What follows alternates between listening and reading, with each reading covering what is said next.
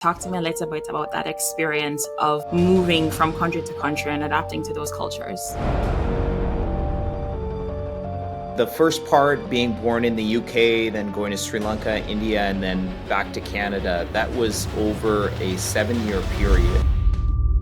First 2 years were extremely challenging, but it was very traumatic for me, and not feeling any hope in terms of connecting with someone.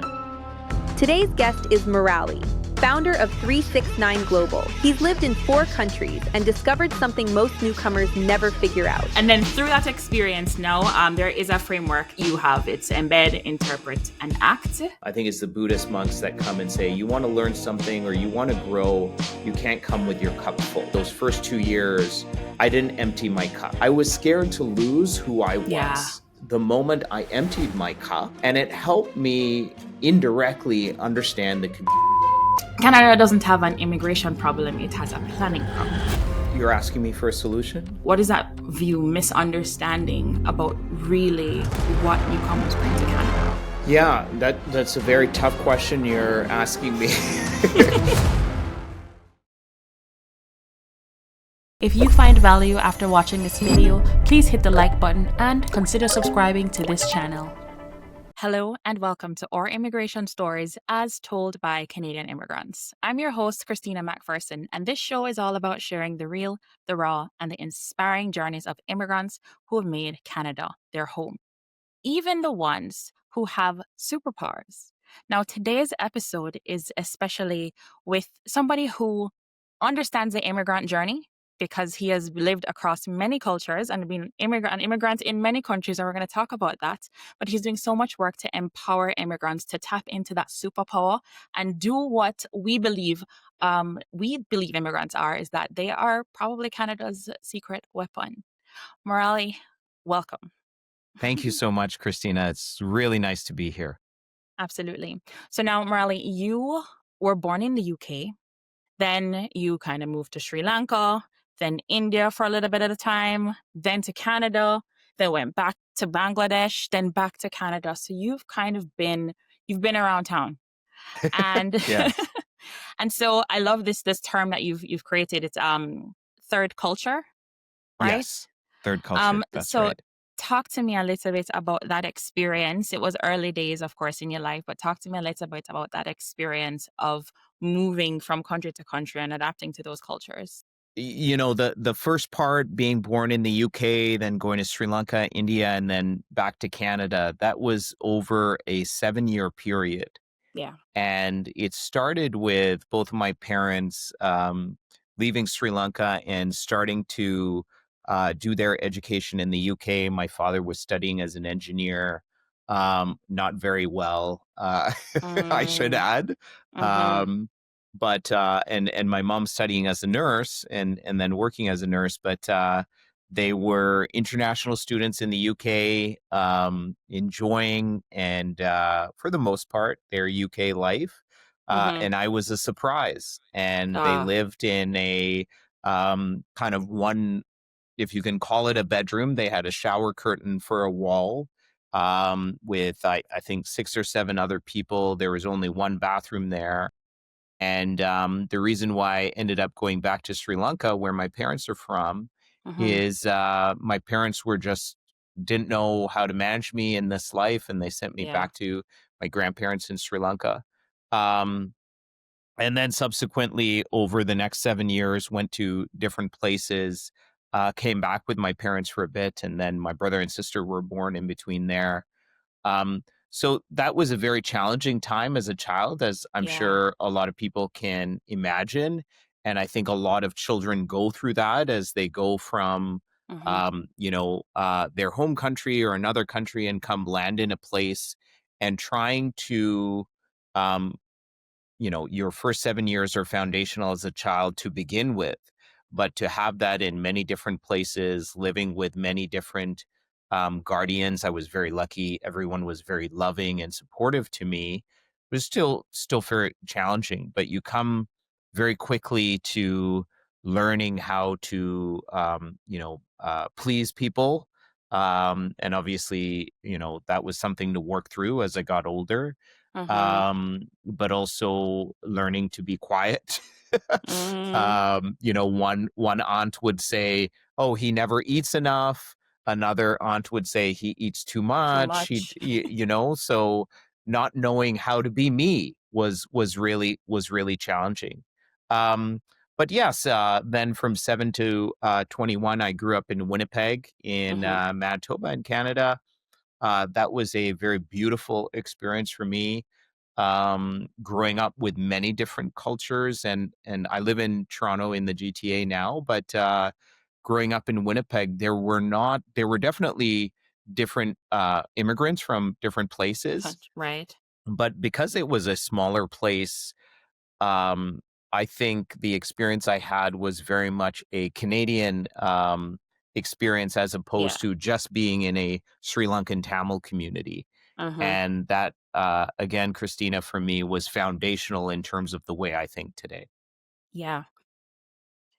In some of what I on some of my research on what I've read about you is that you witnessed, I mean, of course, you know, you're in Winnipeg, you're there with some family, and you witnessed what their experience was like as immigrants, because they would have been immigrants to that place too, and that kind of shaped a lot of the things that you do now, what you did. What kind of experiences do you witness? Of course, you were younger, but I mean, you said from 7 to 21 is when you kind of were That's right. seeing that.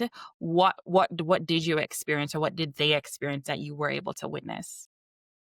Yeah, so my aunt and uncle, my aunt being my father's eldest sister, she's passed away now, but they both came in the 70s, in the mid Mhm. 70s, to Winnipeg, and they I don't know how they got connected, but got connected with this Canadian family, white Canadian family in Winnipeg that really um, embraced them and encouraged them to celebrate their culture, but Mhm. also be open to what was happening in Canada.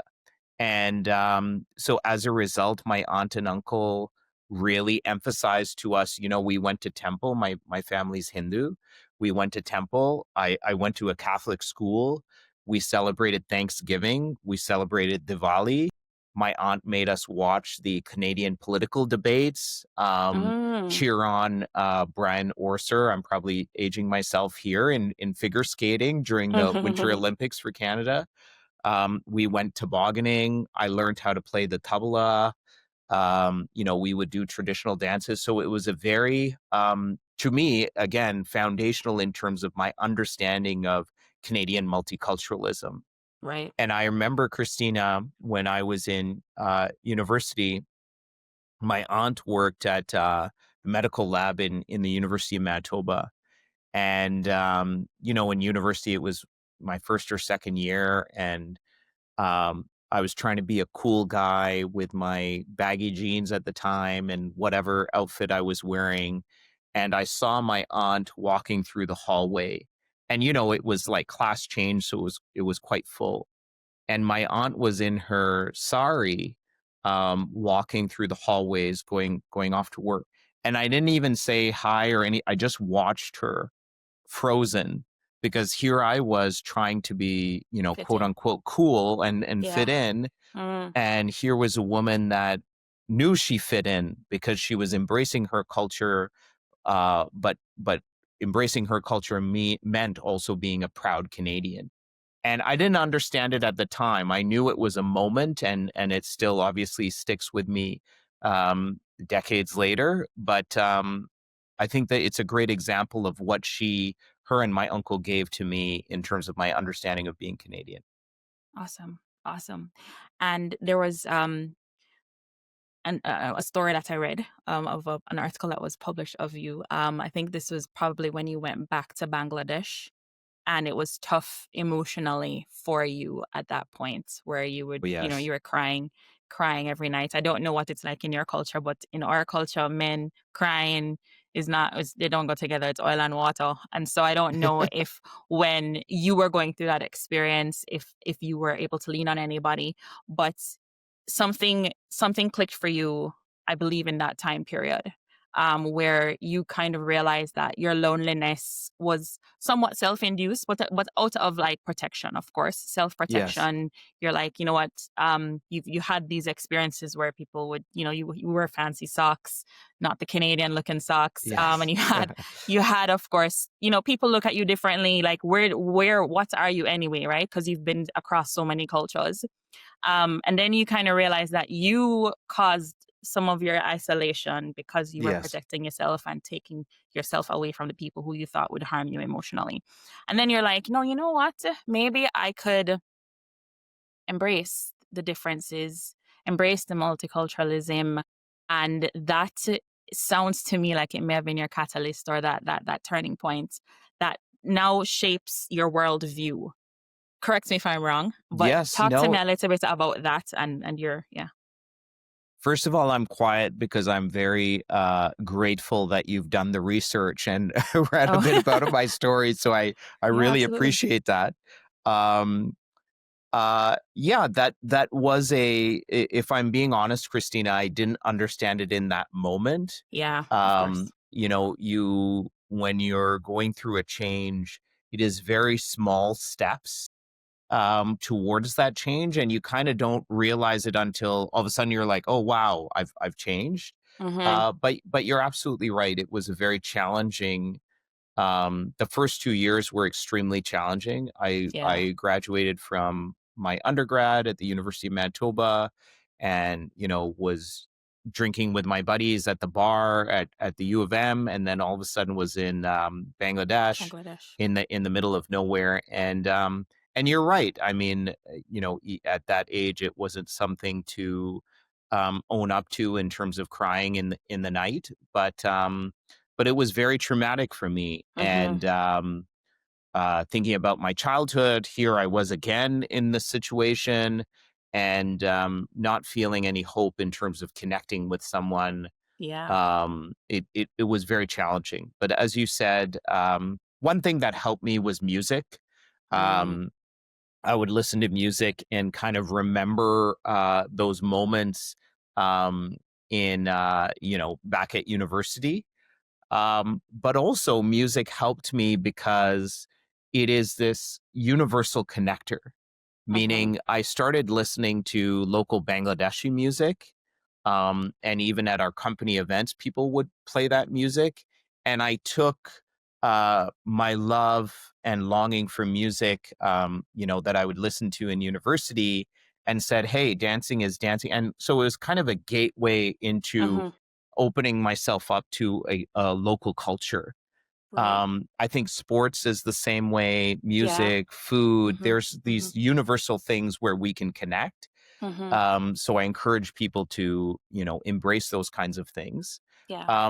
But you're right. It understanding that my difference was my superpower Mm-hmm. slowly started to happen when I started embracing the local culture, because I thought I understood, one, I was beginning to appreciate the local culture, but Mm-hmm. also then bring my own take and uniqueness to it, which also then excited people, Mm-hmm. because they saw me as excited about their culture and Yeah. and and embracing it, but also then they became curious about, well, what's my take on this, Mm-hmm. and really opened the doors up in terms of delving into my superpower. Yeah. And the reason I bring that up is because there is a loneliness epidemic amongst the Yes. immigrant community. And I love that you brought up some really practical ideas of how to kind of break down the loneliness by, finding common interests, music, sports, painting, arts, whatever it is, to try and, of course, help with this epidemic. So for anybody who's listening, not watching, like, find a friend that likes. I don't watch sports. I don't get it. Yeah. But there's other things that you guys can connect over. Absolutely. Music is definitely a good one. Yes. We have our uh, company holiday party coming up, and this year it's a 70s theme. Ooh. And the reason why I did this 70s theme, a lot of people were telling me I should have done the 80s, so maybe I might be. We'll see what happens. We'll But see. But the reason why I did that is the last couple of years, I've been encouraging the team to play different kinds of cultural songs. Mm-hmm. And they do here and there. But again, we want everyone to connect. And I found, traveling globally, like the Bee Gees, Hotel California, like Okay. there's some songs that Yeah. it seems a lot of Everybody countries know. know Yeah, that yeah, they yeah. can sing along with. Yeah. And so when you incorporate those, people start connecting. Which means that there'll be some Bob Marley on that playlist then. Of course, of Okay. course, of Okay. course, of course. Perfect. And then through that experience now, there is a framework that you have. It's embed, interpret, and act. Yes. Which I understand to come from your experience of, okay, this thing is happening to me. Let me marinate in it a little bit, interpret what it is, and then change your action. Of course, you are probably going to be a lot better at explaining it, and I want you to explain it. I'm not trying to, Sure. but that I found that very, I guess practical. Another practical tip, and I believe that you just did indirectly explain it probably. But tell me a little bit about that framework and how immigrants can use it to shape their experience here in Canada or anywhere, really. Yeah, thank you, Christina. I think folks come here also as I went to Bangladesh. I think folks come here with some preconceived notions Yeah. of what the experience is going to be like and certain Uh-huh. expectations. And I think it's really important, to come with an empty cup. Uh-huh. I think it's the Buddhist monks that come and say, you want to learn something or you want to grow, you can't come with your cup full. So the moment when I went to Bangladesh, those first 2 years, I didn't empty my cup. I was holding on to Yeah. who I was in Winnipeg growing up. Uh-huh. And quite honestly, openly, and understandably, I was scared to lose who I Yeah. was. And so I didn't want to let go. Uh-huh. But the moment I emptied my cup and embedded myself in the Uh-huh. community, opened Uh-huh. myself up to the community, Uh-huh. I began to fill my cup with not everything, but things that I liked, Uh-huh. food that I liked that was local, music that I liked that was local. And it helped me indirectly understand the community that I was surrounded by and Uh-huh. appreciate, more importantly, Uh-huh. appreciate the community that I was in. Doing that first is critical. That's the first step. And the second step is, and I think this comes back to the point of our discussion, is finding that superpower. It's Uh-huh. the recognition that, you know, every story has its own perspective. Uh-huh. And so as you go through this experience, bringing your own interpretation, embed, interpret, act, bringing your own interpretation to that story is critical. Yeah. And I think people forget to do that. I'm not a believer in assimilation.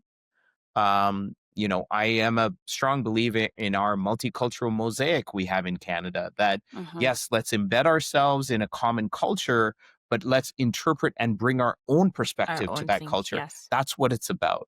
Yeah. And, the first step is understanding, embedding yourself, and then you bring your own stories and then you act. And I Uh-huh. think the act part is critical as well, Yeah.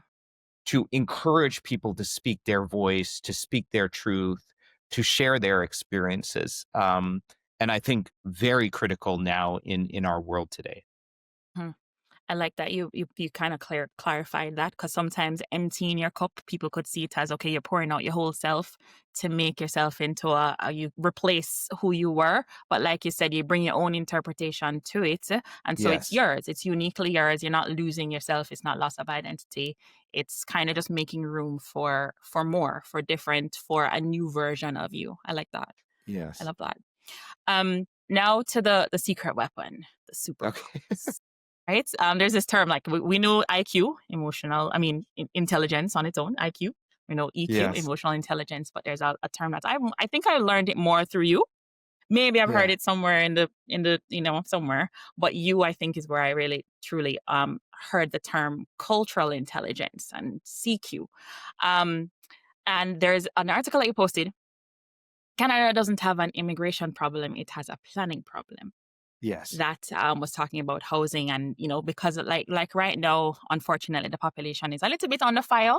It's not, the heat is not as high as maybe it was earlier in the year or late last year, but kind of under fire for a lot of what's happening in Canada right now in terms of the cost of living, availability of housing, or the cost of housing and such. But what what does Canada, or what is that view misunderstanding about really what newcomers bring to Canada? Yeah, this is a very critical thing, and I think it is going to take time, but a lot of voices speaking up to address this issue. I Yeah. think the misconception is that Western thinking is the only thinking, Mhm. and the gold standard. And Mhm. there are some incredible things that Western thinking has to offer, but also the rest of the world has so much to offer as well. Yeah. Yeah. And, when we think about Canada and the challenges we have in the healthcare sector, my wife is a physician at one of the hospitals here. And, as much as she would like to do in terms of supporting the patients that come there, she has a limited time with them. Mhm. And, there's a lot of things proactively we can do Yeah. that one perhaps we're not aware of, or it's not promoted enough. What do I mean by that? One is our natural foods that most cultures have Mhm. over centuries is Mhm. really good for us, and the medical industry, has done a lot of its research. A lot of it is changing now, but historically, the research has been on white males. And, Mhm. surprise, surprise, we're all a little bit different. So um, the nutrition that we need for our bodies is different. And I think there are some insights into our very traditional kind of, we would say village food, that is very Yeah. helpful to the bodies that we've created, right? So I think there are some nuances and some insights that are available, these superpowers, these Yeah. insights that are available Mhm. if we are open to Yeah. receiving that information and including it in the policies that we have within our healthcare. Mhm. We highlighted an article in the first issue of Three Magazine, and shameless plug here, but Three Magazine that I'm the publisher of, highlighting the demographic change of healthcare patients that are coming to hospitals and healthcare institutions, and the lack of cultural awareness or cultural intelligence on how to take care of these patients. Yeah. My father is a diabetic, and they gave him Jello at the hospital. That makes absolute no sense. But so I think we can be open to those. The second Yeah. thing I'll add, Christina, again on healthcare, is we are very in a very challenging situation in terms of our universal healthcare in Canada. I'm a Yeah. big believer of universal healthcare. I think Canada's always had this two-tier system. There's some private elements, but Mhm. on the whole, this healthcare system we have, I'm personally a big fan of. But there is a lot of mismanagement in this sector, and when we look at many communities, they know how to really support their elderly within their families in the home, Mhm. really keeping those elderly active. When Right. we think about the elder generation, I was raised by my grandparents. I know many of my friends were as well. My parents now consistently babysit my children. I mean, it's a huge benefit for me Mhm. personally and my wife, but also for them. They're actively Yeah. involved in the family. Mhm. They're active physically, taking them to the playground, etc. This also helps overall our healthcare system in Canada. So, Yeah. how do we encourage more More of of this that. kind of behavior? Mhm. Thinking about housing, how do we structure housing in a way that's conducive to maybe having the parents, your grandparents living there as well.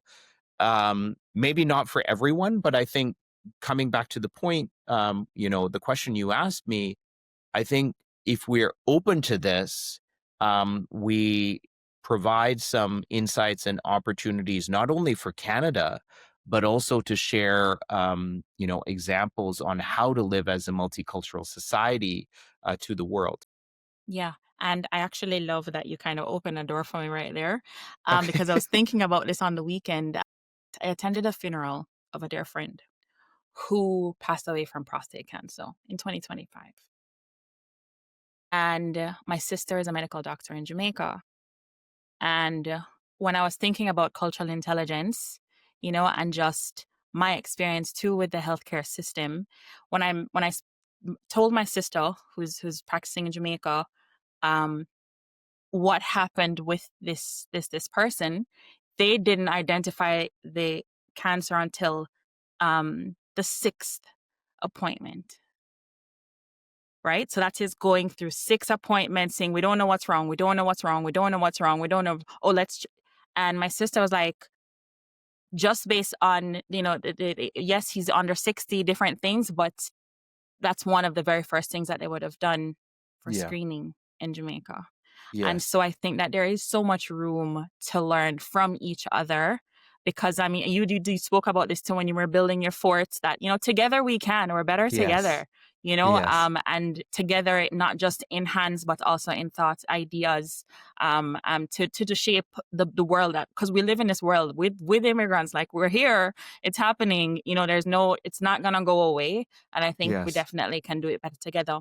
And then on that note, to kind of, look at it from the other lens, I think, because when we come here as immigrants, because of somewhat the narrative, even that word immigrant, sometimes can have negative connotation to it to some extent versus an expat. Yes. Um, I think that sometimes we feel lesser than. Yes. We feel like we don't have the first world this or the first world that, and so there is, they lose that sense of their own value, and the superpowers that they have. And so how can they see themselves differently in this? I mean, we just shared some examples, but for people who are not in healthcare, who are, um, how can they change the narrative on of their own value and of their own self, do you think? Yeah, that's a very tough question you're asking me. But we tried Magic. we try to do that, as much as possible at the college. Definitely, this is a big focus in the magazine, highlighting folks, um, not in a victim mentality, but in a power mentality. Yeah. Again, not to avoid that there are many challenges and many people in challenging situations, but Of there's course. not enough conversations or Mhm. promotion about people that are powerful, you know? Yes. Um, so we definitely try to do that. I think I would encourage people to really find that community of empowerment, and I think there is a little bit of challenge there because you could go too much on one side Yeah. where it's just empowerment, but you're just like, I deserve all this and not do the Yeah, yeah, yeah. work. Yeah, yeah, yeah. But it's also, you don't want to be in a place where people are saying, you're less than. I mean, this question of, Canadian experience, you got your credentials there, not here. Well, look, the world is global. It's become more global over the years. It will continue to Mhm. be. Mhm. And, if you are a Canadian organization and you don't have a global lens, I mean, you are missing the boat. Mhm. And you need folks who can really look at this global perspective, and Mhm. not just for kind of a sales approach to enter a market, but really influence policy and decision making within the organization. So back Mhm. to your question, Christina, I think it's, finding the right community that is in that kind of power mind frame. I think Mhm. that's really important. Mhm. And I find it personally very helpful to read biographies of great successful people, whether it's in sports or business or just generally in life. Everyone goes through challenges. And seeing how people Overcame. overcame those Yeah. challenges, what are some little things that they can do, Mm-hmm. can be very inspiring. Mm-hmm. Yes, and I like that you actually brought up Competek College because I was going to talk about that next. Sure. As you acquired Computek College a few years ago, and you've done really great work with it. You've grown Thank it you. 20 times its size Thank since you. 2014. That's And right. of course, you were honored or awarded by the King for your work in Canadian education. And so, Computek College, if you want to tell us a little bit about Computek College, because I know that a lot of the work that it does is to empower immigrants, providing upskilling and such, but also this conversation came up maybe 2 or 3 times in the last 2 weeks. Maybe I've just been like the universe. Of course, I'm going to have this conversation because it's talking about like our tuition fees as international students are usually three Yes. times domestic students, and what I've understood is that you guys try to level the playing field in terms of immigrants versus or internationals versus domestic students. So tell me a little bit about Competek College, your work with them, and what you guys do to help to rebuild immigrant confidence. Sure. Yes. Yeah, I acquired Computek in 2014, and we focus on adult learners. 35 to 45 is the general age range. Okay. 75% of our student base are women. And so if you think about a 35 to 45-year-old woman, and they're all newcomers, Mm-hmm. so permanent residents or new Canadian citizens. So many of them are coming from a totally different country, totally different environment that might not be, in most cases, not multicultural. And they're Right. coming into a new environment. Some of them, um, maybe have a high school education, have never been in the workforce, or some of Mm-hmm. them worked and then took time off to raise their kids, and are looking to enter back into the workforce. Mm-hmm. And Christina, I'm personally passionate about this because once upon a time, my mom came to Winnipeg and enrolled in a private career college. I think she was around 40 at that time. And she was a nurse, worked as a nurse, but couldn't get those opportunities in nursing. So she went back to school. And so when I think about my students, I see my mom, and that empowerment piece was the critical piece. It wasn't the piece of paper or the diploma. Yeah. It was being around a people that had a growth mindset in her Mm-hmm. class, giving her that confidence to then do even more education and find employment. So when we think about empowerment, yes, we do civic engagement, helping folks understand, municipal, provincial, and federal politics, especially around, election time. Of course, we don't tell people who to vote for, but look, Mm-hmm. these are the things that you should be thinking about. And, we Yeah. going back to embed, interpret, act.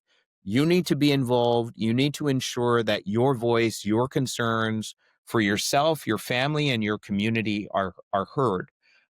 So we encourage that. Financial literacy is another big one. The financial opportunities in one country is different from Canada. How do you Yes. save? How do you, Mm-hmm. provide a good opportunity for your children?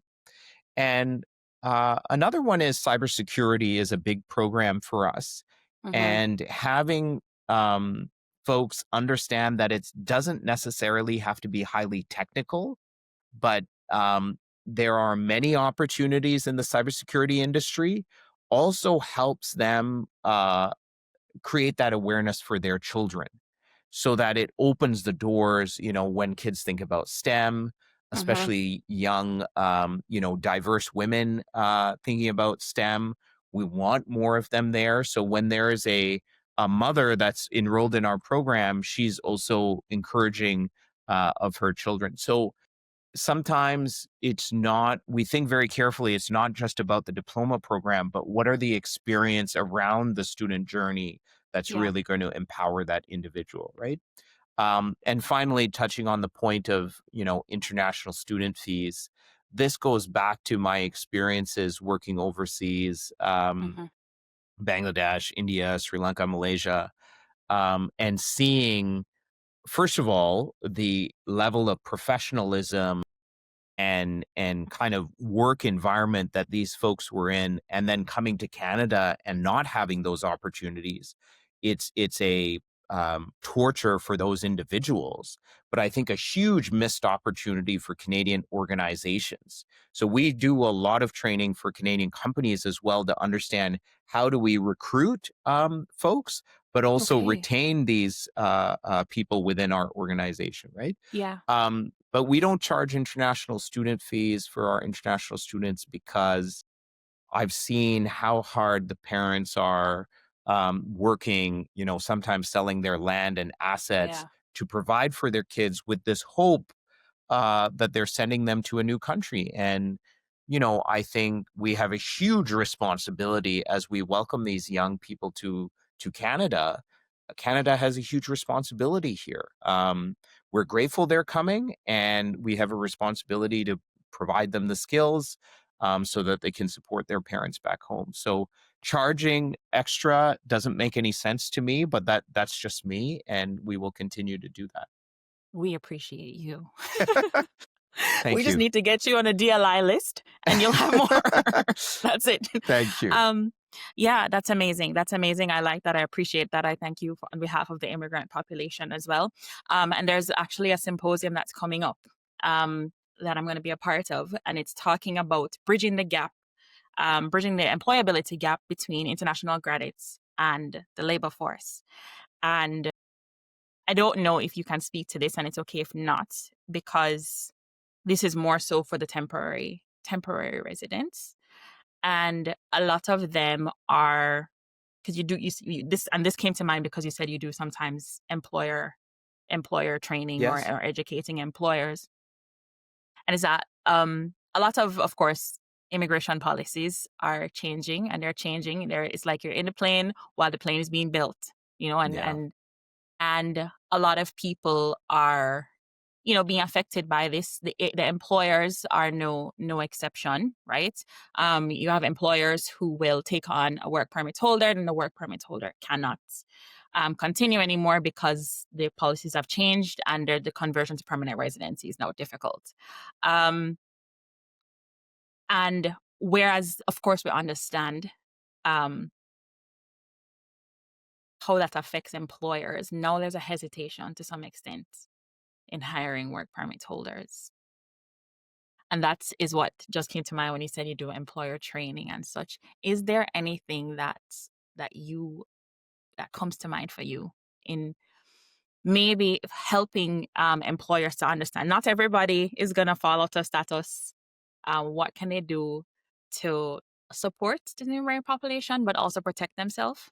I know Yes. it's a tricky question, but Yeah, yeah, it is a tricky question. I can yeah, only lean to Christina, encouraging government to bring in the right policy, and I think more importantly, sustainability on that policy. yeah, As you said, we are like in the plane while it's being built, and that uncertainty is very challenging. And there's, yes, for Canadian business owners and organizations in general, not even for profit, like the nonprofit arts sector, funding is being cut. You don't know what's going to happen tomorrow.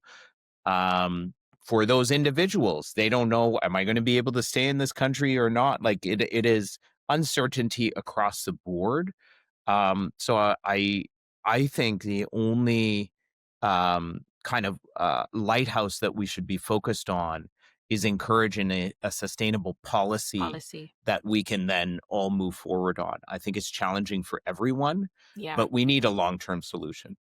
Yeah, yeah, yeah. I appreciate that, and yeah, that's it. Kind of all boils down to that. Yes. And so, and something just came to mind as well. You talk about, we spoke about, Canada doesn't have an immigrant problem; it's a planning problem, right? It's a planning problem in general. And one of my one of the reasons I do what I do, because my background is really in construction. Oh, I One of didn't the know that. reasons, Okay. yeah. But one of the reasons I'm now in this space and entered into this space is because I think that, yes, there is a planning problem, an assistance problem, but there's also a storytelling problem to humanize immigration. It's not just 40,000. Oh, we need 40,000 people to build houses. It's beyond just numbers. It's people. It's humans. And of course, I'm not exempt from some of the immigrant hate that will come from social media.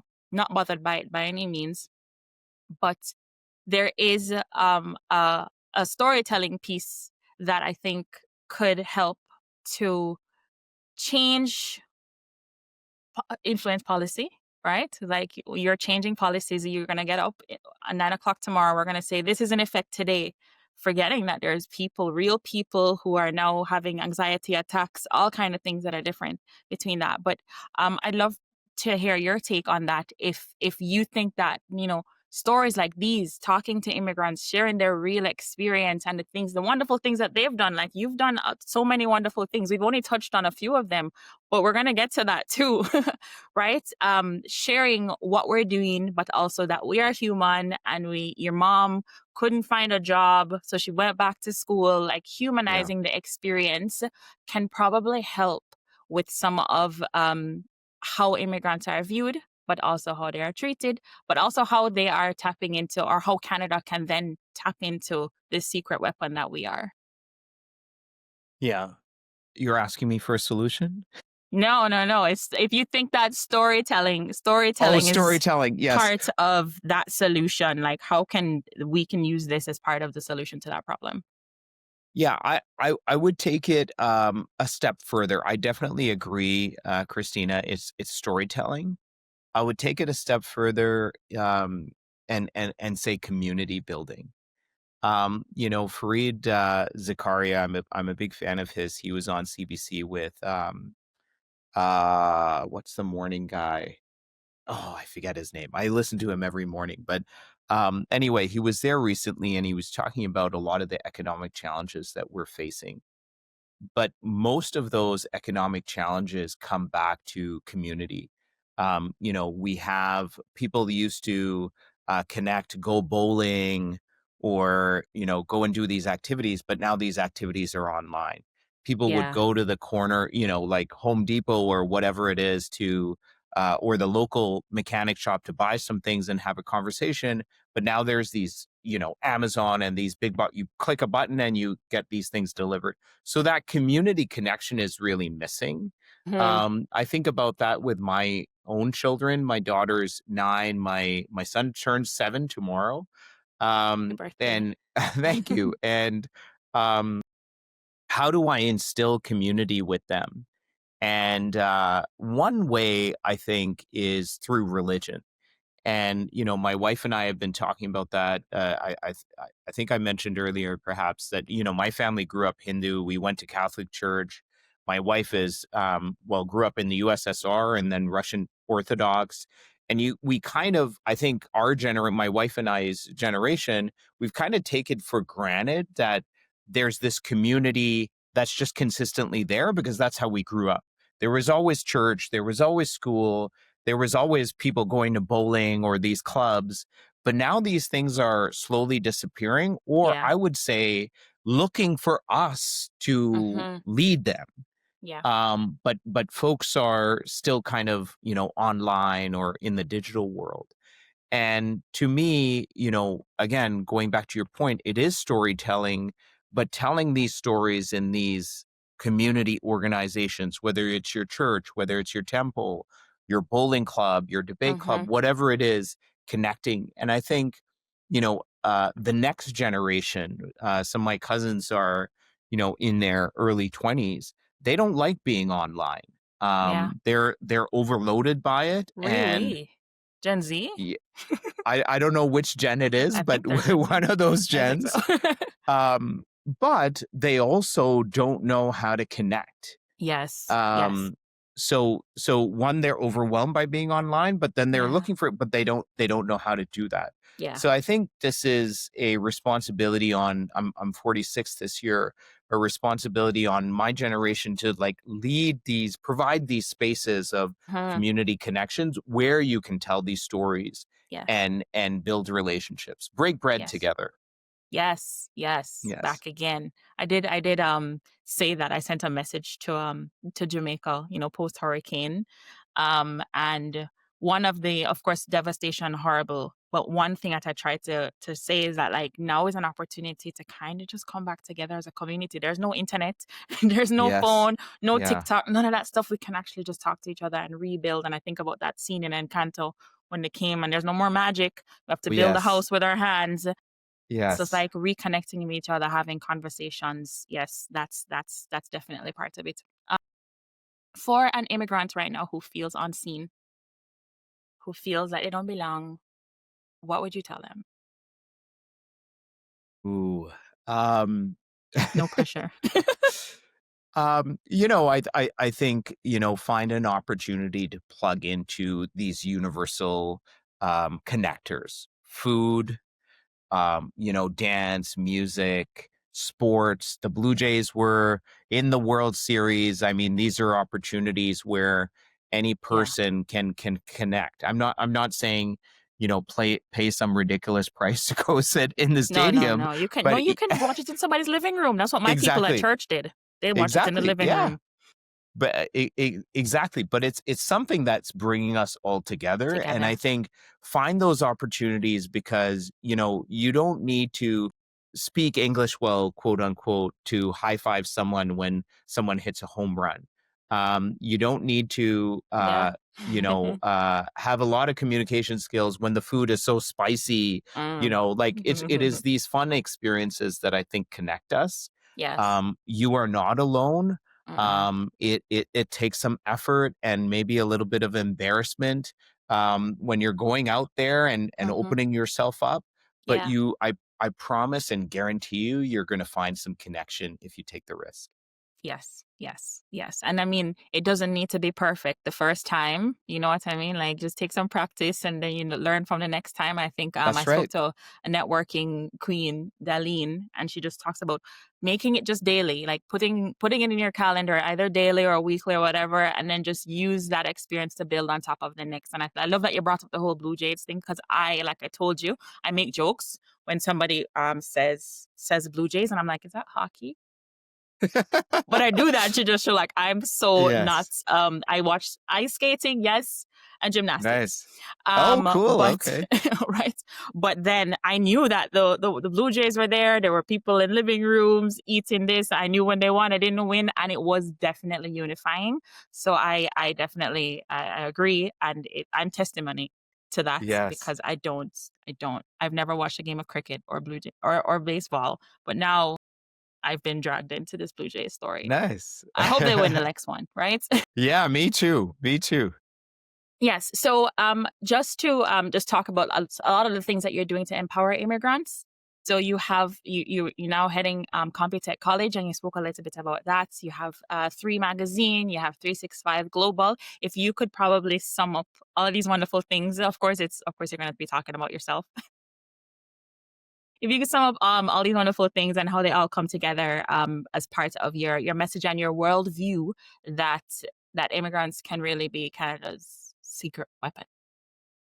Yeah, so there are a lot of global challenges, Christina, as we all know, and our belief as an organization, 369 Global, our belief is in order to address these global challenges, you need global thinkers. Mm, And this ties into third culture thinking. Someone who third culture in the 70s was defined as someone who grows up in a culture that's different from the culture of their parents. right. That was in the Oh, okay. Yeah, 70s yeah, when yeah. there was, no mass access to internet and mass migration, et cetera.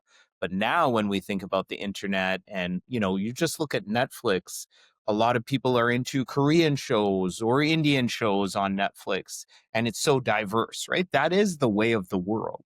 Mm-hmm. So I think there's a lot of opportunities to dive into these cultures, a lot of opportunities to learn how to work with different cultures, and I think Canada is a leader in that. We do have a lot of work to do, but on a global scale, we've been a multicultural nation for A decades, while. Mm-hmm.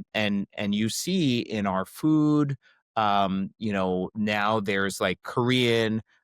Peruvian fusion, Jamaican, Chinese fusion, like all these different mixes that are happening. And that's on food. On a Yeah. global scale, there's many Canadians that are leading global organizations because Canadians are known for respecting different perspectives and bringing folks towards a common goal. Mm-hmm. And I think that is our superpower as Canada. And as newcomers, as immigrants to Canada, we have an opportunity to contribute to that story of Canada. And I think that's a huge opportunity for us and a huge opportunity for Canada. Awesome. And so Three Magazine, I guess it's taking those views into That's a right. nice luxury magazine. Yeah. So Yeah. three is off the term third culture. Three magazine, and we focus on global smart luxury. So yes, we have that luxury aspect.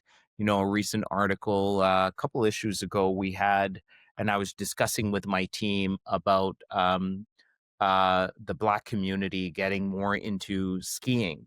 And they were talking about how there are discounts for, this community that wasn't really on the ski slopes. I said, look, that's fantastic. We can talk about that. But there's also, it's called Noir something. I forget their organization, but it's these powerful Black women.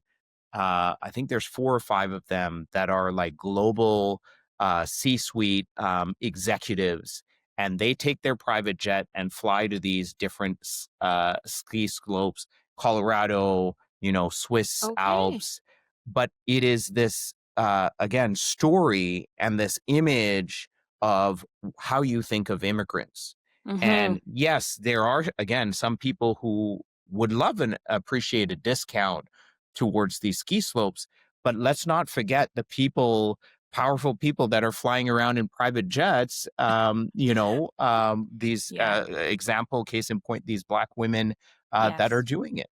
So it is very important to us in Three Magazine that we recognize the powerful professionals that are coming to Canada and Yeah. the opportunities and contributions that they have to our country, but also for Canadian organizations to recognize the power of global trade.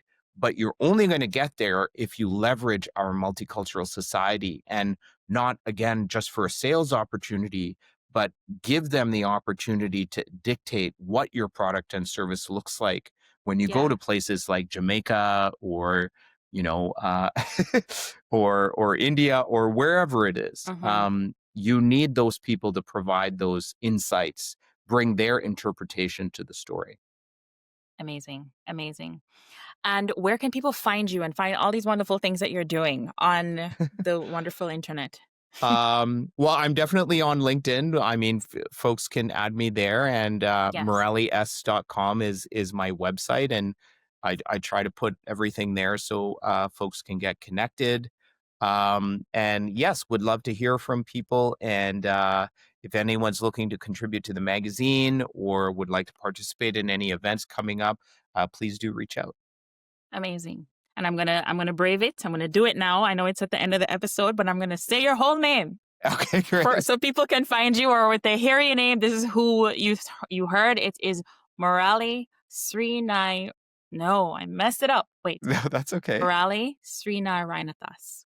Yeah, awesome. Well done. Well done. Okay, Yeah, we're gonna thank you. cut out the one that I mixed up. Thank you. It has been such a pleasure getting to know you, and of course sharing your story and some of how you got to your worldview. There is something that that kind of coined together from what you said, is that belonging is built, it's not given. And we heard that through your story, and that immigrants have the cultural intelligence to lead the process. The Yes. process of belonging, the process of building belonging. And I think you gave some amazing practical tips on how to remove the isolation, how to feel like a sense of belonging, but also how to tap into our superpower, that is embracing the culture. If there are any last words you want to say before we land the plane, now's your moment. No pressure. No, There's a question. There's actually, sorry, before I let you, there sure. is a question that I usually ask. I didn't really have it queued up to ask you because you came here so young and there are so many back and forths.